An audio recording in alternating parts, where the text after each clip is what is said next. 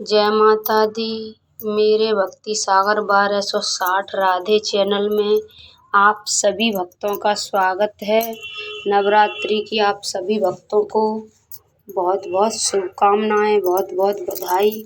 आप सभी भक्तों पर माँ दुर्गा की कृपा बनी रहे।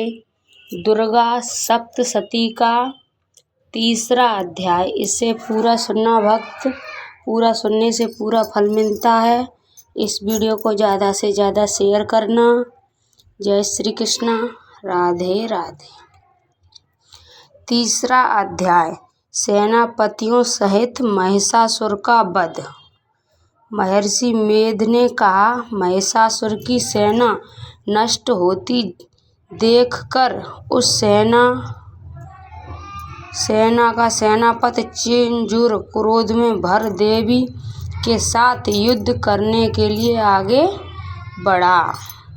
वह देवी पर इस प्रकार बाणों की वर्षा करने लगा मानो सुमेरु पर्वत पानी की धार बरसा रहा हो। इस प्रकार देवी ने अपने बाणों से उसके बाणों को काट डाला तथा उसके घोड़ों पर सारथी को मार दिया। साथ ही उसके धनुष और उसकी अत्यंत ऊंची ध्वजा को भी काटकर नीचे गिरा दिया। उसका धनुष कट जाने के पश्चात उसके शरीर के अंगों को भी अपने बाणों से बींध दिया।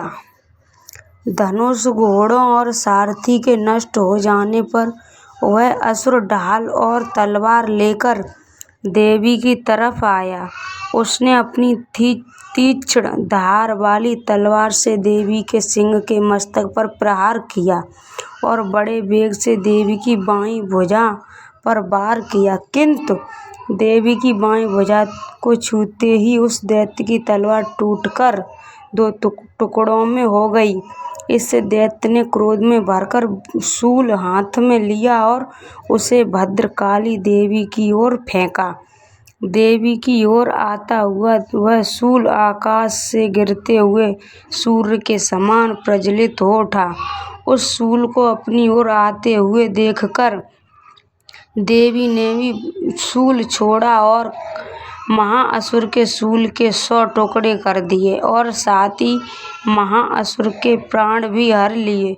चिरुंचुरु के मरने पर देवताओं को दुख देने वाला चामर नामक दैत्य हाथी पर सवार होकर देवी के लड़ने के लिए आया और उसने आने के साथ ही शक्ति से प्रहार किया, किंतु देवी ने अपने हुंकार से ही उसे दौड़कर पृथ्वी पर डाल दिया। शक्ति को टूटा हुआ देखकर दैत्य ने क्रोध से लाल होकर शूल को चलाया, किंतु देवी ने उसको भी काट दिया।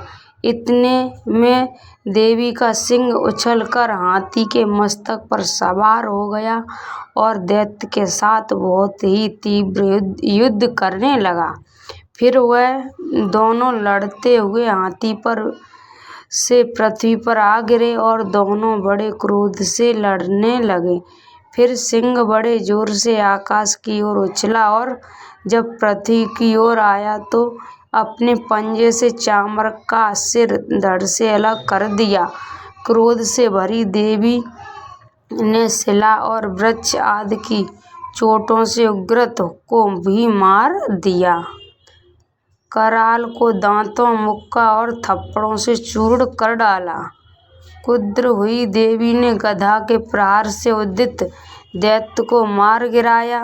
विंध्यपाल से भास्कर को बाणों से ताम्र तथा अंधक को मौत के घाट उतार दिया।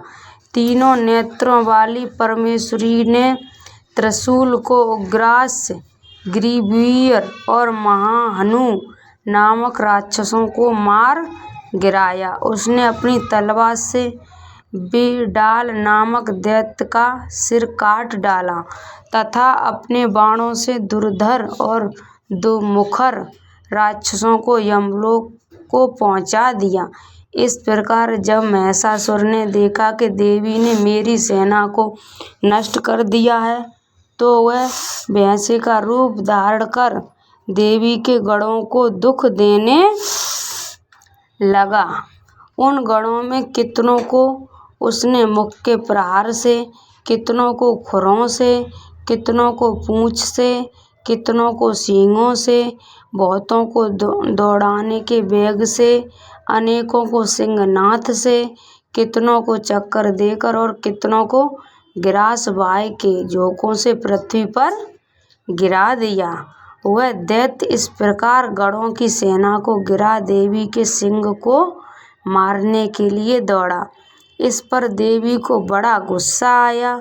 उधर दैत्य भी क्रोध में भरकर धरती को खुरों से खोदने लगा तथा सींगों से पर्वतों को उखाड़ उखाड़ कर धरती पर फेंकने लगा और मुख से शब्द करने लगा। महिषासुर के वेग से चक्कर देने कारण पृथ्वी धुंध होकर फटने लगी। उसकी पूंछ से टकराकर समुद्र चारों ओर फैलने लगा। हिलते हुए सींगों के आघात से मेघ खंड खंड हो गए और गिरास से आकाश में उड़ते हुए पर्वत फटने लगे। इस तरह क्रोध में भरे हुए राक्षस को देव चंडिका को भी क्रोध आ गया और वह उसे मारने के लिए क्रोध में भर गई। देवी के पास फेंक कर दैत्य को बांध लिया और उसने बंध जाने पर दैत्य का रूप त्याग दिया और सिंह का रूप बना लिया। और ज्यों ही देवी उसका सिर काटने के लिए तैयार हुई कि उसने पुरुष का रूप बना लिया। ज्यों हाथ में तलवार लिए हुए था, देवी ने तुरंत ही अपने बाणों के साथ उस पुरुष को उसकी तलवार ढाल सहित बींध डाला। इसके पश्चात वह हाथी के रूप में दिखाई देने लगा और अपनी लंबी सूंड से देवी के सिंग को खींचने लगा और गरजने लगा। देवी ने अपनी तलवार से उसकी सूंड काट डाली। तब राक्षस ने एक बार फिर भैंसे का रूप धारण कर लिया और पहले की तरह चराचर जीवों सहित समस्त त्रिलोकी को व्याकुल करने लगा। इसके पश्चात क्रोध में भरी हुई देवी बारंबार उत्तम मधु का पान करने लगी और लाल लाल नेत्र करके हंसने लगी। उधर बलवीर तथा मद से क्रुद्ध हुआ दैत्य भी गरजने लगा। अपने सींगों से देवी पर पर्वतों को फेंकने लगा। देवी अपने बाणों से उसके फेंके हुए पर्वतों को चूर करती हुई बोली, ओ मूढ़, जब तक मैं मदपान कर रही हूँ तब तू गरज ले और इसके पश्चात मेरे हाथों से तेरी मृत्यु हो जाने पर देवता गरजेंगे।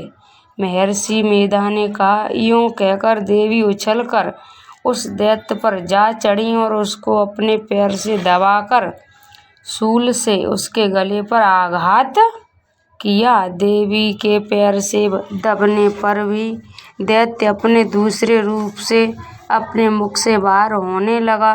अभी वह आधा ही बाहर निकला था कि देवी ने अपने प्रभाव से उसे रोक दिया।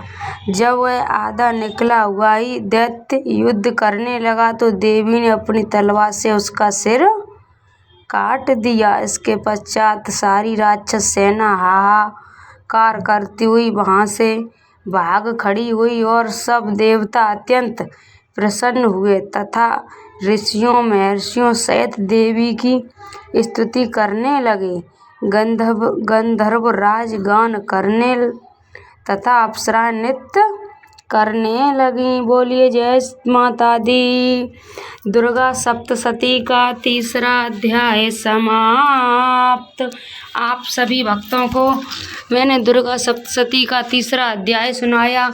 उसमें सुनावे में कोई गलती हुई हो उसे माफ़ करना। जय माता दी।